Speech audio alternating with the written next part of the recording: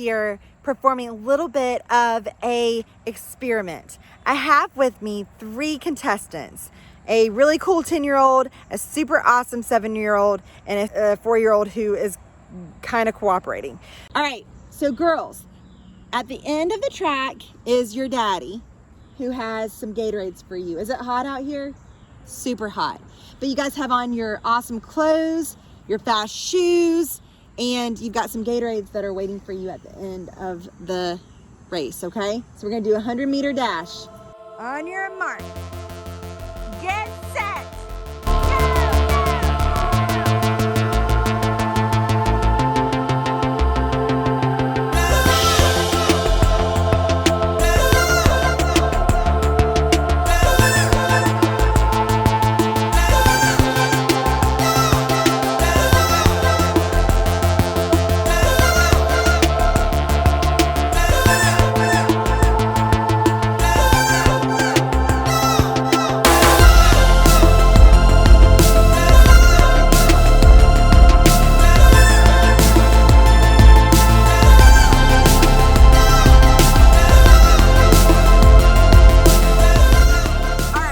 So now we're gonna do something a little bit different. We're gonna change it up.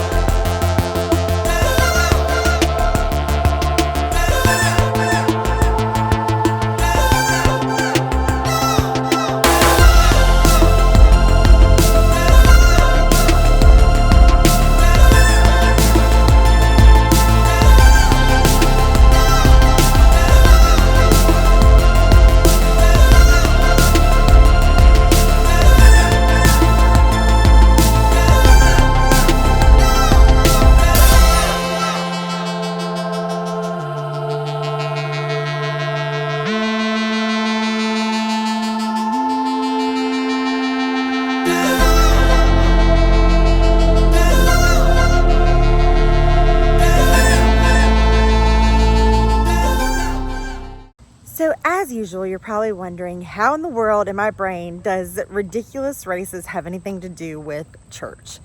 Well, it says in Hebrews chapter 12, verse 2, that we're running a race, that this life that we are in is a race. And in this race that we're running, in this life, there comes a lot of trials and a lot of tribulations. However, there is someone who's gone before us, someone who has done this before, and he has given us a game book on how to live life, how to run this race. But you can guess who it is. Jesus. Well, the first race went out without a hitch. The girls were able to do it. It was no big deal. It was still hot out, and it still hurt because running hurts. However, they were able to do it. There was an end in sight, Gatorade at the end. They had the right equipment, the right shoes, the right everything. Well, fast forward to the next race. Totally different story. They didn't have the right equipment, not the right shoes. They had book bag on their backs with a bunch of books. They had their iPads. They had distractions left and right. And getting to the finish line that they didn't even know really where it was a lot harder. It's like life.